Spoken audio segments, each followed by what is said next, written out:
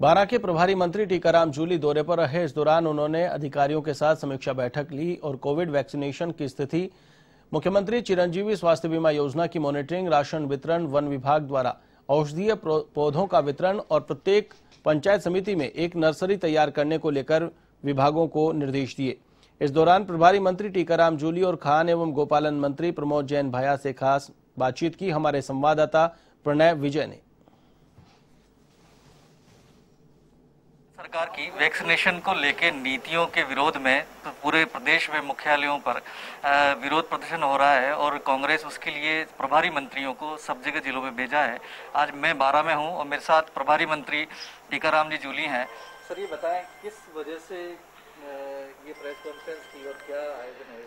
देखिए, आप जिस प्रकार से जो हालात कोरोना से बिगड़े हैं उसके अंदर अगर केंद्र सरकार वैक्सीन भी सबको नहीं लगा सकती है, युवाओं से वैक्सीन के नाम पे पैसे मांगे जा रहे हैं, राज्यों को जीएसटी देनी पड़ रही है, केंद्र से दुगने रेट देने पड़ रहे हैं, उसके बावजूद भी उनको वैक्सीन नहीं मिल रही है। तो आज मुख्य तौर पे हमारी मांग ये है कि पूरे देश के लिए एक टीकाकरण की नीति बने, लगभग 1 करोड़ डोज रोजाना लगे ताकि हम इस पे कोविड पे काबू पा सकें। जिस गति से टीके लग रहे हैं, इस गति से तो मैं समझता हूँ 3-4 साल में भी सब लोगों को वैक्सीन नहीं लग पाएगी। तो हमारी यही डिमांड है कि 1 करोड़ वैक्सीन लगे, फ्री वैक्सीन लगे और एक नीति बने।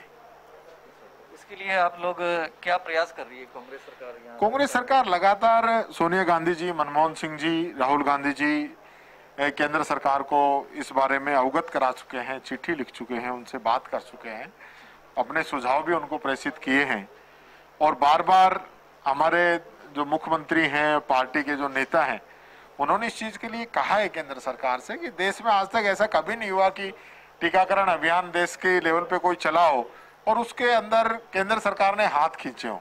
तो ये पहली बार ऐसा हो रहा है कि टीकाकरण जो हो रहा है उसके वैक्सीन के पैसे केंद्र सरकार के द्वारा मांगे जा रहे हैं।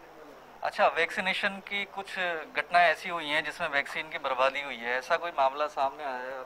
क्या देखिए, ऐसा कुछ नहीं है। ये सिर्फ केंद्र सरकार ये चाहती है कि इस बहाने राज्य सरकारों को हम जो उनकी छवि है वो खराब करें। मैं ये कहना चाहूंगा कि केंद्र सरकार की गाइडलाइन के अनुरूप ही हमने काम किया है। जो गाइडलाइन है कि एक बार वाइल खुल जाती है और 4 घंटे में अगर वो वाइल नहीं लगती है तो फिर वो उसको डिस्ट्रॉय करना पड़ेगा, उसको हम उसको किसी के लगा नहीं सकते। ये केंद्र सरकार का नियम है।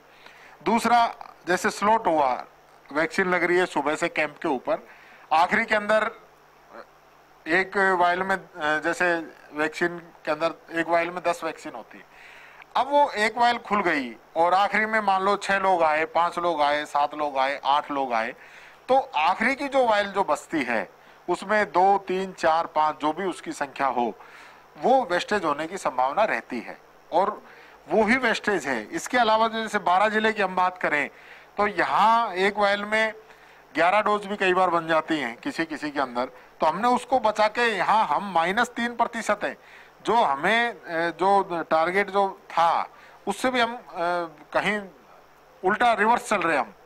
तो ये एक बहुत बड़ी बात है। राजस्थान की छवि को खराब करने के लिए इस प्रकार का माहौल केंद्र सरकार बनाना चाह रही है कि बिना तथ्यों के, बिना आंकड़ों के इस प्रकार की बात कर रही है, वो गलत है।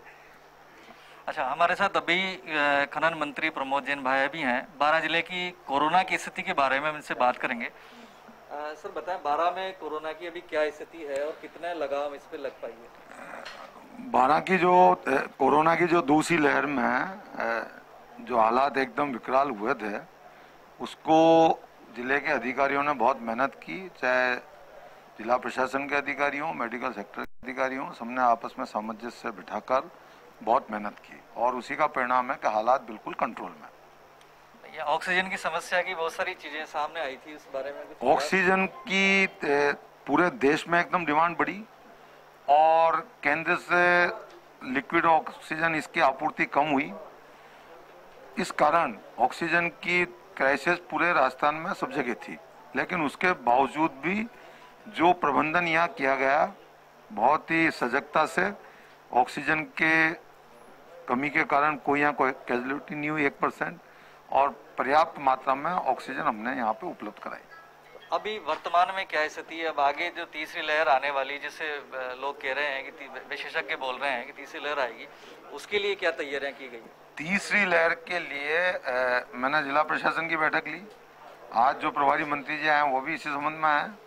उनको निर्देश दिए गए हैं कि वो एक पूरा प्लान बनाए जिला चिकित्सालय CHC PHC लेवल तक का, ताकि ऐसी तीसरी लहर, क्योंकि जो माना जा रहा है, संभावना व्यक्त की जा रही है कि तीसरी लहर बच्चों के ऊपर ज़्यादा अफेक्ट करेगी, तो उस चीज़ को मद्देनजर रखते हुए अधिकारियों को निर्देश दिए। अधिकारियों ने अपनी तैयारियां शुरू कर दी हैं।